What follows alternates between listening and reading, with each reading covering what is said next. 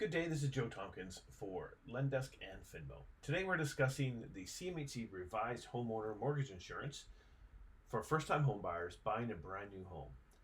So effective today, August 1st, homeowners can, if a first-time homebuyer, use 30-year amortization to qualify for their mortgage. The caveats are they have to be first-time homebuyers and it must be brand new construction. So how do you work that in Finmo? Let's jump into a deal and check it out. Let's go into my Simpson deal here, and I'm going to go right to the calculator. So I'm going to go to the payment details, and let's say we have a purchase price is $678 for a brand new build.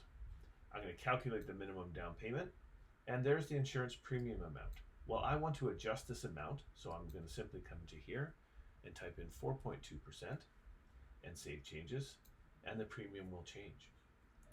That's all you need to do. So whatever the loan to value is and the CMHC premium, just simply add 0.2 to the premium amount and it'll recalculate your premium for you. That's it. Thanks so much for watching.